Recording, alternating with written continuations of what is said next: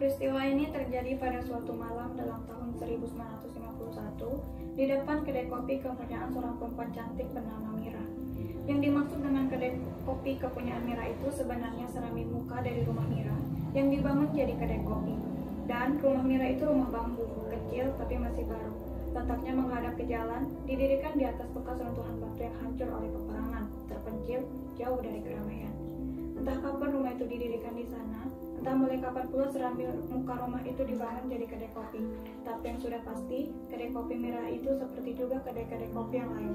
Selain dialati oleh perabotan-perabotan yang bersangkutan dengan keperluan penjualan kopi, di sana ada juga disediakan barang-barang dagangan yang sudah biasa dijual di kedai kopi. Ada kue-kue, ada limun, ada sigaret, geretan, dan sebagainya. Dan seperti juga kedai-kedai kopi yang lain, di depan kedai kopi Mira itu pun ada bangku panjang tempat duduk para pembeli. Dan antara ruangan kedai dan bangku panjang itu terhalang oleh meja dan rak dagangan setinggi dada. Dan tidak ada pintu. Malam itu pukul 9 lebih. Mira yang asik cantik menyulam di belakang dagangan di bawah lampu listrik hanya kelihatan dari dada atas. Ibunya Mira seorang perempuan yang sudah berusia lanjut. Ada di luar ruangan kedai asik mengatur-ngatur penempatan dagangan. Sepi saja. Lihat hanya ada orang laki-laki yang berjalan menuju ke sini. Mira, jangan pikirannya dan awal. Katakan saja saya pergi ke toko.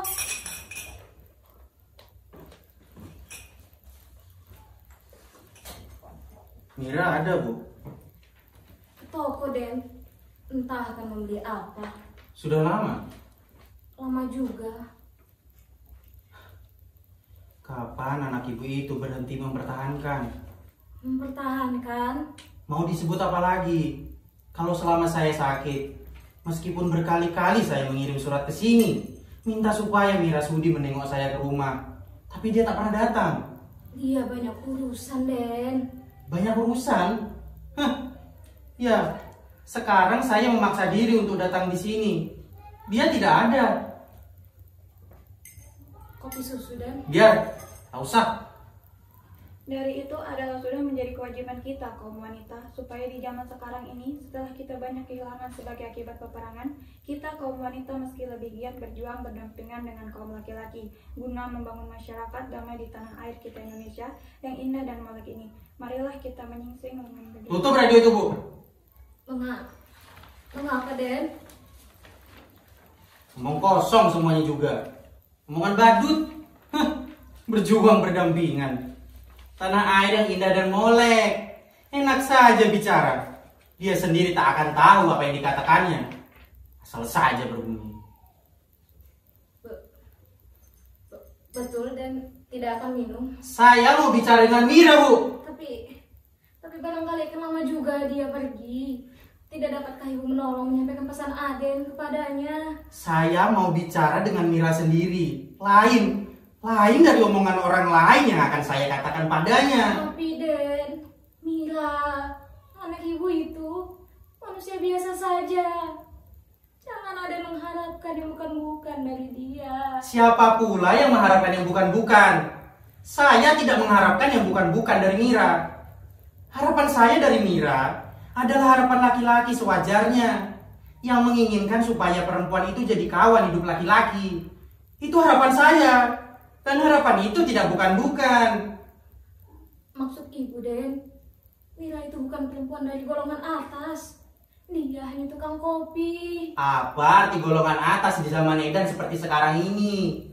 Sangka ibu, perempuan yang tadi berpidato di radio itu dari golongan atas. Perempuan berbicara asal berbunyi. Orang semacam itulah yang menguasai masyarakat kita sekarang. Orang-orang yang maunya mengatasi orang lain dengan bicara terus bicara. Tak tahu jiwanya sendiri kering dangkal. Dunianya sendiri sempit. Lebih sempit dari ini kedai kopi. Kemana, Den? Duduk-duduk dulu. Biar, Bu. Tak lama setelah Mira keluar, datanglah anak laki-laki memberikan surat kepada Mira. Setelah itu ditulis oleh Awal untuk Mira. Dan Mira memberitahu kepada anak laki-laki itu lebih baik dia saja yang datang kemari. Tak lama Awal kembali lagi ke kedai kopi. Duduk, Mas. Tidak. Aku ingin mendengar jawaban. Untuk apa kau permainkan aku? Mendustai aku? Membikin aku dihina orang? Untuk apa? Kau rupanya senang ya melihat aku mati untukmu. Kau senang membuat aku jadi korban kecantikanmu. Ya, di dalam aku gelisah. Kau tetap tenang. Mira, kau mau memaafkan aku? Jangan bicara mas, itu kopi susu dingin. Kau larang aku bicara. Tapi orang lain kau beri hati supaya bicara. Mereka pembeli dagangan mas, dan antara kita tidak ada yang mesti dibicarakan. Tak ada yang mesti dibicarakan. Kau anggap antara kita tak ada yang dibicarakan? Antara kita tidak untuk dibicarakan, tetapi untuk dirasakan. Hah, jawabanmu jawaban manusia dewi. Tapi sampai mana kau merasakan perasaanku? Aku gelisah kau tak mau tahu. Aku sakit kau tak acuh. Aku dihina kau diam melihat. Tidak, kau tidak merasakan perasaanku. Kau menutup hatimu. Mas, pintu hati hanya dapat dibuka oleh hati. Dan hati saya sudah terbuka. Terbuka untuk mempermainkan hatiku. Itu menurut rasamu. Menurut rasaku, aku tidak mempermainkan. Kau tak merasakan rasaku. Itu menurut rasamu. Ya, soal antara kita ialah kau bukan aku dan aku bukan kau. Tapi salahkah aku kalau aku mau merasakan kau jadi aku? Itu kopi susu dingin mas. Biar, aku mesti bicara padamu. Selama kau bukan aku mesti bicara padamu. Bicara sampai antara kita tak ada soal. Antara kita sudah tak ada soal. Apa pula yang mesti dipersoalkan? Kau belum menenteramkan hatiku. Itu menurut hatimu. Kau belum memberi ketegasan. Itu menurut pendapatmu. Bagiku semuanya sudah tegas. Minumlah supaya badan mas. Hah, kau merisaukan badanku. Tapi rohaniku tak kau acuhkan. Sebab badan lebih nyata. Tapi hanya badut-badut yang matanya terbatas kepada jasmani. Maksud mas, jasmani tidak penting. Datangku ke sini untuk mempersoalkan jiwa kita, Mira. Itulah soal kita. Tapi saya sudah bilang, antara kita sudah tak ada soal. Kau belum tahu keinginanku. Saya sudah tahu. Kalau sudah tahu, tentu kau sekarang mau meninggalkan kedai. Itu tak perlu. Lagi pula saya tak dapat meninggalkan kewajiban. Mira, kau tahu bahwa selain dari kau, orang banyak itu bagiku tak ada artinya. Saya tukang kopi, mas. Tapi kau dengan jiwamu lain dari yang lain. Kau berisi dan bukan tidak bisa mengisi kekosongan orang lain. Sudah, mas. Ini kedai kopi dan orang-orang menuju ke sini. Dari itu, mas lebih baik tinggal diam di rumah. Tapi selama kau tak dapat kubawa, aku tak akan pergi. Itu menyiksa diri sendiri. Nanti mas kedinginan. Apa arti diri sendiri? Jika ada diri lain tempat menyerahkan kepercayaan. Tapi di zaman sekarang, mas, kita mesti percaya diri sendiri. Jangan percaya orang lain. Mira, masyarakat kita sekarang banyak badutnya adalah karena orang tak mau menyerahkan kepercayaan pada orang lain. Tapi aku, perempuan dilahirkan ke dunia untuk jadi kawan hidup laki-laki. Selama itu, aku harus dan mesti menyerahkan kepercayaan pada orang lain yang akan kujadikan kawan hidupku. Dan bagiku sekarang sudah jelas bahwa kau dengan duniamu yang tidak sempit adalah manusia yang kucari-cari selama ini. Saya tukang kopi, mas. Kau dengan jiwamu yang penuh berisi kehidupan adalah paduan dari keindahan surga yang kuimpikan dan kepahitan dunia yang kurasakan.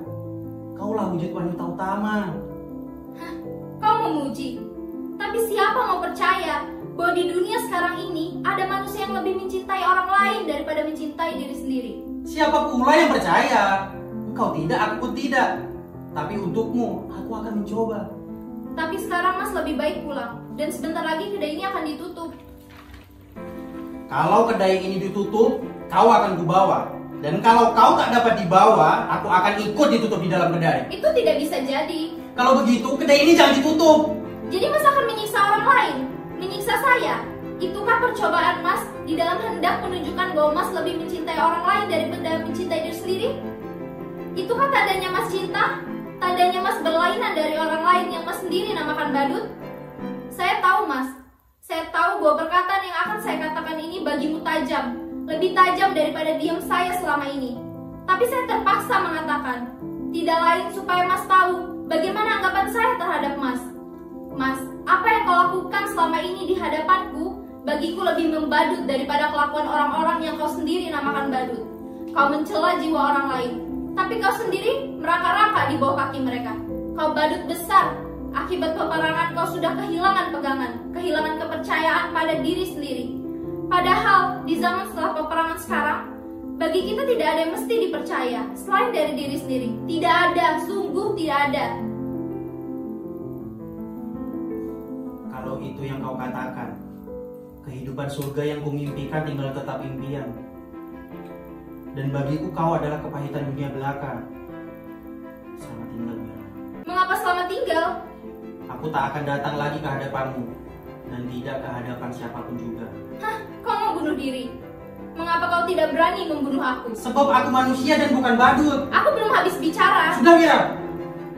Kita sudah kebanyakan bicara. Sudah kebanyakan menghambur-hamburkan kata. Dan bagiku sudah jelas, selama kau bukan aku, tak mungkin kau mengerti aku. Selama duniamu bukan duniaku, tak mungkin kau mengetahui apa yang tersimpan di lubuk hatiku. Tadinya aku percaya bahwa di dalam aku merasakan ketandusan zaman sekarang. Di dalam aku melihat orang-orang sudah pada membadut, sudah pada merupakan runtuhan-runtuhan belaka sebagai akibat peperangan. Aku akan masih menjumpai cinta dalam hatimu. Cinta manusia yang merasakan perasaan yang ingin dicintai. Tapi cinta semacam itu ternyata tidak ada dalam hati siapapun juga. Tidak ada di dalam hati manusia di zaman sekarang. Juga tidak di dalam hatimu. Kalau kau bunuh diri, aku pun bunuh diri. Mengapa? Aku cinta padamu, cinta dengan segenap jiwa rohaniku. Aku cinta padamu, tapi aku tidak percaya cintamu padaku akan melebihi cintamu pada dirimu sendiri. Tidak, aku tidak percaya, tidak percaya. Jadi kau masih juga menuduhku badut? Menuduh aku sama dengan orang banyak yang suka omong kosong di hadapanmu? Kalau kau cinta padaku, bunuh aku. Bunuh dengan segenap cintamu. Gila kau. Aku cinta padamu karena ada cita-cita. Karena menginginkan hidup bersama. Tidak, kau dan aku mesti mati bersama. Sebab aku tidak percaya kau dan aku bisa hidup bersama. Aku tidak percaya cintamu padaku akan melebihi cintamu pada dirimu sendiri. Mira, mari kita tinggalkan kedai ini.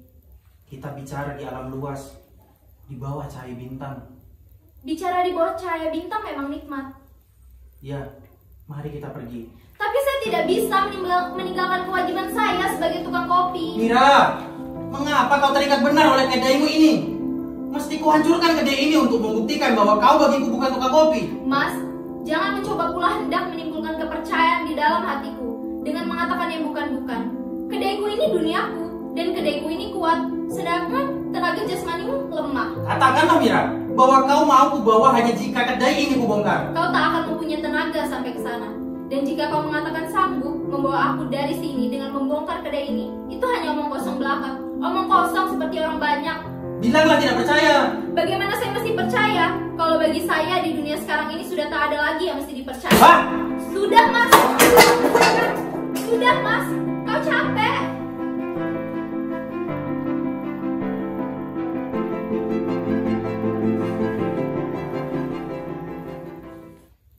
Mari Mira, kita keluar. Oh, Iya mas, inilah kenyataan. Kakiku dua-duanya buntu karena peperangan. Tapi lantaran inilah mas, lantaran ke atas aku cantik dan ke bawah aku cacat. Aku bagimu merupakan paduan dari keindahan surga yang kau impikan dan kepahitan dunia yang kau rasakan, merupakan wujud wanita utama. Tapi sekarang, Mira.